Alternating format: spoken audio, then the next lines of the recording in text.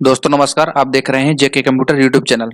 आज हम आपको बताएंगे जिन भी लाभार्थी की वृद्धा पेंशन, विधवा पेंशन या दिव्यांग पेंशन नहीं आ रही है और उनका क्या कारण है, किस वजह से नहीं आ रही है, ये सारी सारी जानकारी आपको इस वीडियो में देने वाले हैं।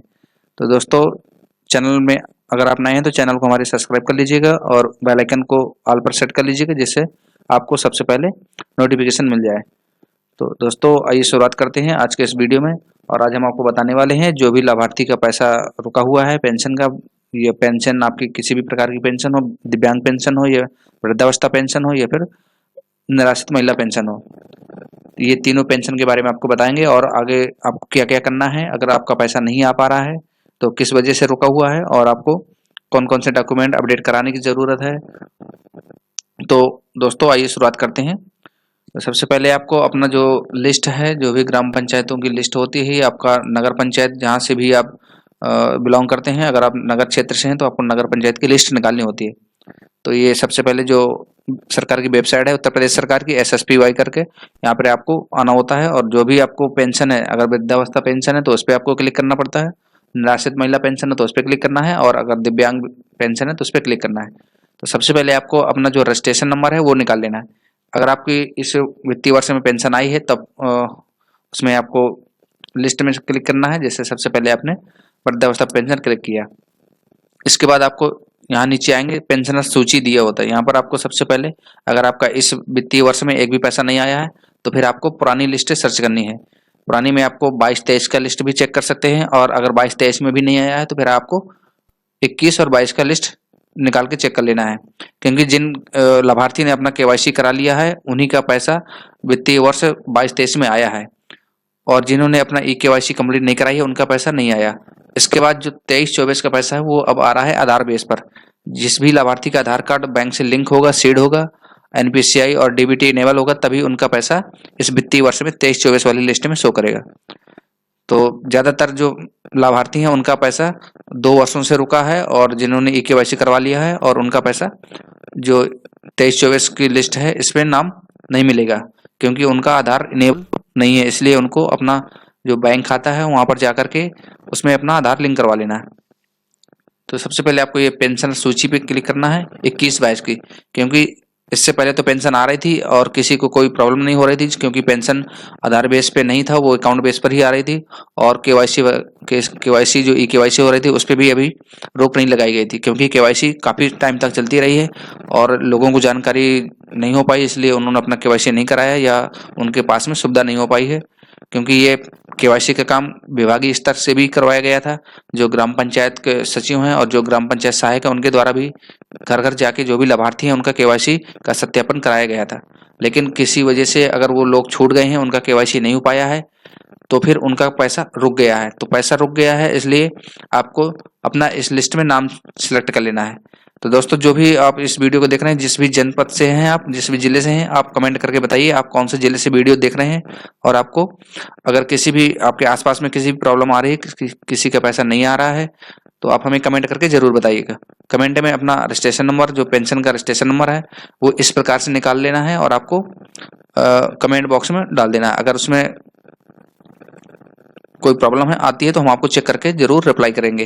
तो सबसे पहले आपको अपना डिस्ट्रिक्ट सेलेक्ट कर लेना है, जो भी आपका जनपद है उस जिले को आपको सिलेक्ट करने के बाद, जैसे हमारा बांदा है, बांदा को हमने सिलेक्ट कर लिया। इसके बाद आपको, अगर आप ग्रामीण से हैं तो आपको अपना विकास खंड सिलेक्ट करना पड़ता है। विकास खंड में आपको अपना जो भी आपका विकास खंड है उसको सिलेक्ट कर लीजिए, और इसके बाद विकास खंड सिलेक्ट करने के बाद आपको ग्राम पंचायतों की लिस्ट आ जाती है। जो भी आपका ग्राम पंचायत लग रहा है, ग्राम पंचायत में आपको क्लिक कर देना है।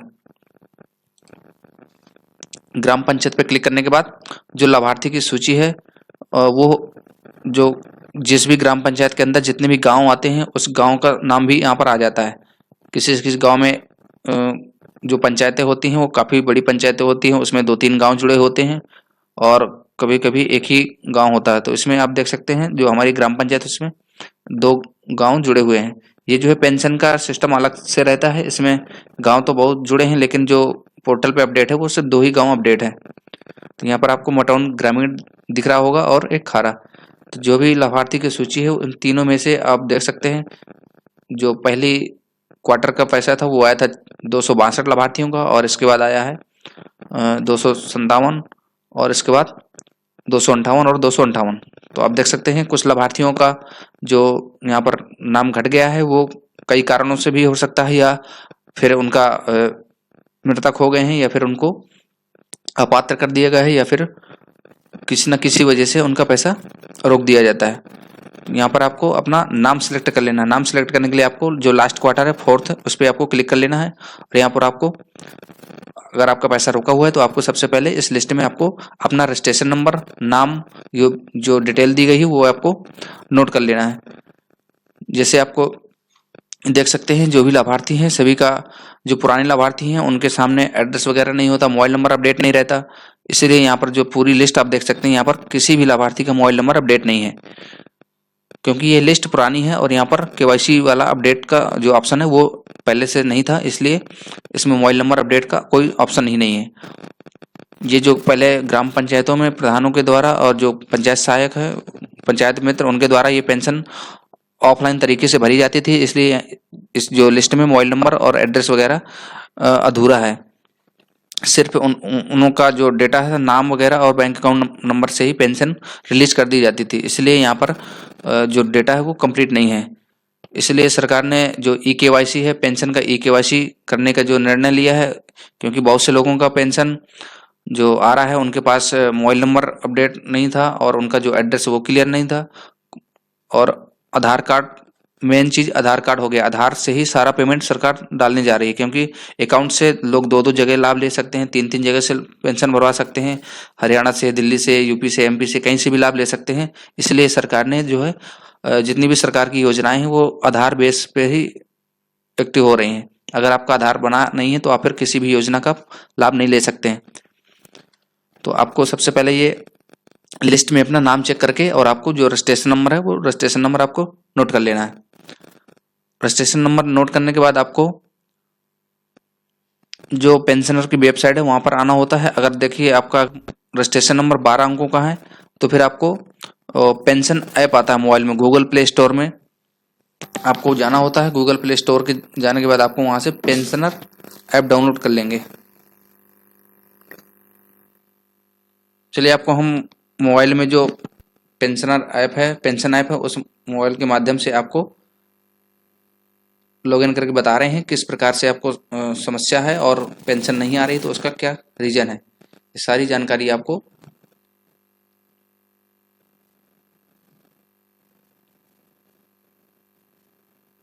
ले चलते हैं आपको मोबाइल की स्क्रीन पर और यहाँ से आपको बताते हैं किस प्रकार से।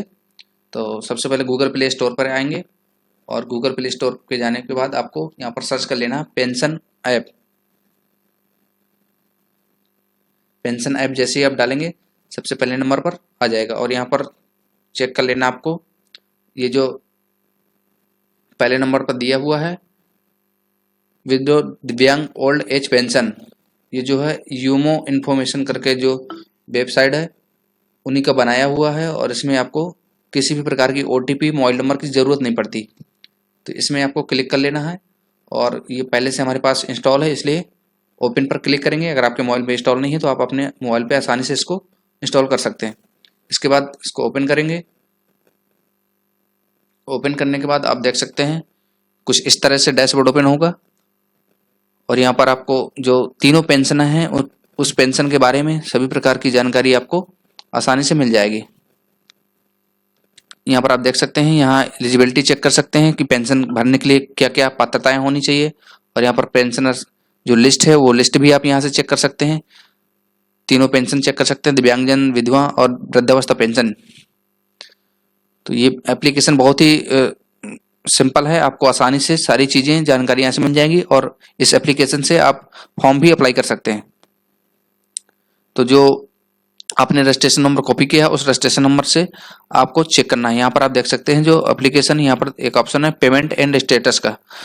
तो अभी क्या है कि जो भी एप्लीकेशन होते हैं उसमें मोबाइल नंबर OTP की जरूरत पड़ती है, लेकिन इस एप्लीकेशन से आप विदाउट OTP और सिर्फ रजिस्ट्रेशन नंबर से ही स्टेटस चेक कर सकते हैं। तो स्टेटस चेक करने के लिए आपको जो मोबाइल है उस पर आपको 12 अंकों का रजिस्ट्रेशन नंबर डाल देना है। एक चीज और आपको ध्यान देना है, अगर आपका रजिस्ट्रेशन नंबर 11 अंकों का है तो फिर इस मोबाइल ऐप के माध्यम से आप इसका स्टेटस चेक नहीं कर सकते हैं।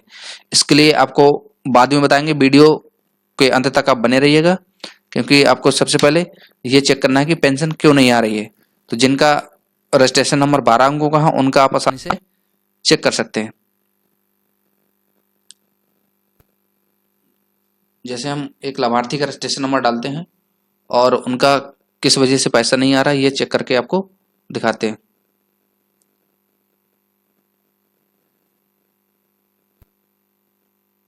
ये आगे के जो रजिस्ट्रेशन नंबर के कोड हैं वो आपको डिस्ट्रिक्ट का नाम सजेस्ट करते हैं कि आप कौन से जिले से हैं, और इसके बाद आपका जो रजिस्ट्रेशन नंबर आप पूरा कंप्लीट डालेंगे तो वो पेंशन का ब्यौरा आ जाएगा कि आपने कौन सा पेंशन भरा था और कौन सी पेंशन है, क्योंकि पेंशन नंबर से ही ये डिटेल आपके सामने ओपन हो जाती है। 314210 जी। जैसा कि अभी देख सकते हैं रजिस्ट्रेशन नंबर डालने के बाद यहाँ पर वृद्धावस्था पेंशन और डिस्ट्रिक्ट का नाम लिखकर आ गया है। यहाँ पर आप देख सकते हैं जो आवेदन की 12 अंकों की रजिस्ट्रेशन संख्या है उसी को आपको यहाँ पर इंटर कर देना है। अगर आपके पास जो ये लिस्ट है उस लिस्ट में 12 अंकों का रजिस्ट्रेशन नंबर नहीं है तो फिर उसके लिए आपको हम बाद में इस वीडियो के अंत में बताने वाले हैं। तो सबसे पहले इसको सर्च करेंगे। जैसे ही आप सर्च करेंगे इसको थोड़ा सा टाइम लेगा और यहाँ पर जो भी प्रॉब्लम होगी आपको यहाँ से आसानी से देखने को मिल जाएगी। आप ये देख सकते हैं इनका जो है पेमेंट इंडियन बैंक जो शाखा है उस पर 3/3/2023 को रिलीज हुआ था, लेकिन अभी इनका जो पेमेंट रोका हुआ है वो पूरा पेमेंट नहीं आ पाया, और इसमें जो है PFMS का जो स्टेटस है वो कंप्लीट नहीं हुआ है, क्योंकि ये जो 4 नंबर का कॉलम है यहाँ पर अभी रीवेरिफिकेशन पेंडिंग है। तो इस तरह से आप आसानी से चेक कर सकते हैं कि आपका किस वजह से पैसा नहीं आ पा रहा है, क्योंकि ये जो किस्तें आती हैं उस टाइम पर ये जो गवर्नमेंट हर 3 महीने में, और ये जो पुराने डाटा होता है इसको हर बार PFMS के पास में भेजती है वेरीफाई करने के लिए। तो ये जो है हर जो भी पेंशन रिलीज होने से पहले इनको एक बार PFMS के पोर्टल पर अपलोड किया जाता है, ताकि वहां से इनका जो आधार कार्ड है वो चेक किया जाए कि आधार कार्ड जो बैंक से सीडिंग है कि नहीं है या हुआ कि नहीं हुआ। ये सारी जानकारी के लिए आपको PFMS का जो पोर्टल है वहां पर भी आपको ये जानकारी प्राप्त हो जाती है। और इसके बारे में जो ज़्यादातर लाभार्थी हैं उनका पैसा इसलिए नहीं आता है कि जो आधार कार्ड है वो बैंक से लिंक नहीं रहता। तो जो भी आपकी प्रॉब्लम आ रही है इस एप्लीकेशन के माध्यम से आप आसानी से चेक कर सकते हैं। अगर आपको कोई प्रॉब्लम आती है तो फिर आपको आगे चल के इस वीडियो में बताने वाले हैं।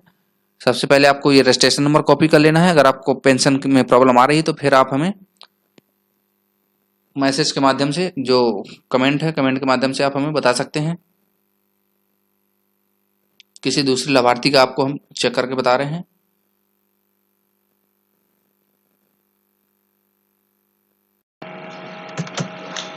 जैसे ही आप KYC कंप्लीट करा लेंगे और अपना आधार कार्ड सीडिंग बैंक से हो जाएगा, और जो आपका ये डॉक्यूमेंट है जैसे कि राशन कार्ड या फैमिली ID अगर आप कंप्लीट करा लेते हैं तो फिर आपको पेंशन एक साथ में आने वाली है। तो आप देख सकते हैं जो लाभार्थी हैं उनका पैसा एक साथ आ चुका है, और कुछ भी लाभार्थी हैं जिनका पैसा 9-9 हज़ार करके आया है और किसी किसी का 6-6 हज़ार करके पैसा आ चुका है। तो ये हम आपको चेक करा दे रहे हैं। ये जो लाभार्थी हैं उनका पैसा अभी जो किस्त आई है नवंबर में, जनवरी में जो किस्त आई है वो उनका पैसा किसी किसी लाभार्थी के खाते में 4800 करके भी आया है। आप ये देख सकते हैं 4800 करके भी लिस्ट में नाम शो कर रहे हैं काफी लोगों के, लेकिन ये पता नहीं चल रहा किस हिसाब से पैसा आया है, क्योंकि 1000 का रेशियो रहता है, 1000 महीने में आता है। हो सकता है इनका पैसा कुछ किसी कारण से बढ़ा करके आया हो। इसके अलावा आप देख सकते हैं 9000 भी आया है। जिस भी लाभार्थी का पैसा पहले से नहीं आ पा रहा था उनका एक साथ में 9-9 हज़ार करके भी पैसा आ रहा है,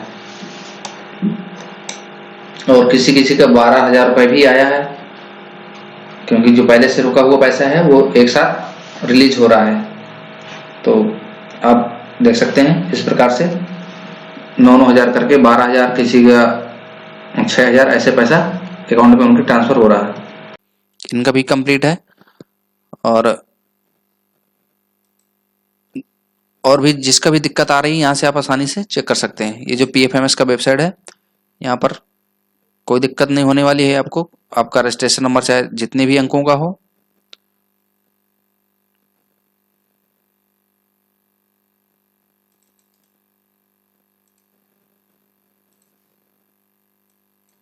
यहाँ पर आप एंटर करके और यहाँ पर आपको जो ये रजिस्ट्रेशन नंबर है इसको आईडी में डाल देना है, एप्लीकेशन आईडी में। इसके बाद आपको कैप्चा कोड एंटर कर देना है।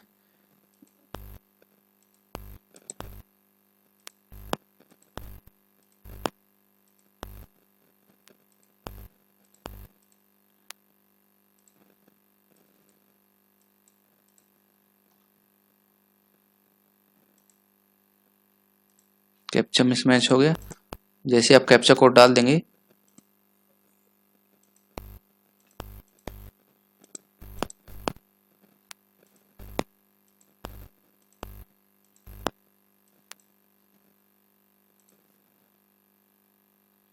अभी देख सकते हैं आसानी से कि इनका किस वजह से रिजेक्ट हो रहा है, क्योंकि इनका जो पैसा है वो रुका हुआ है। eKYC कंप्लीट है, लेकिन इनका जो बैंक आधार सीडिंग है वो कंप्लीट नहीं है। यहाँ पर आप देख सकते हैं UID never enable for DBT, और ये रिजेक्ट हो चुका है। तो ये जो पोर्टल है इसमें बार बार रिक्वेस्ट डाली जाती है कि आप इसको चेक करके बताइए क्या प्रॉब्लम है। देखिए अब यहाँ पर जो 18 अगस्त 2023 को रिपोर्ट भेजी गई थी, इसके बाद 5 सितंबर को भेजी गई है, और इसके बाद 19 सितंबर को, और इसके बाद ये फाइनली 16 जनवरी को रिपोर्ट आ चुकी है कि इनका जो आधार कार्ड है वो बैंक से सीड हो चुका है और इनका पैसा अभी आने वाला है। अब ये पैसा कब आएगा इसमें अभी डेट नहीं दी गई है, क्योंकि ये अभी 16 तारीख को ही अपडेट हुआ है। जैसे ही अपडेट होगा, यहाँ पर आपको ये जो पेमेंट वाला सेक्शन है यहाँ पर क्लिक करके आप आसानी से चेक कर सकते हैं कि आपको कितना पेमेंट आया, कौन से बैंक में आया है पेमेंट, और किस तारीख को आया है। ये सारी जानकारी आप इस PFMS पोर्टल के माध्यम से आसानी से चेक कर सकते हैं। तो वीडियो अंत तक देखने के लिए आपका बहुत बहुत धन्यवाद। अगर आप हमारे चैनल पर नए हैं तो चैनल को हमारे सब्सक्राइब कर लीजिए और बेल आइकन को प्रेस कर दीजिए। अगर वीडियो अच्छा लगे तो लाइक करिएगा, दोस्तों के साथ शेयर जरूर करिएगा। वीडियो देखने के लिए आपका बहुत बहुत धन्यवाद।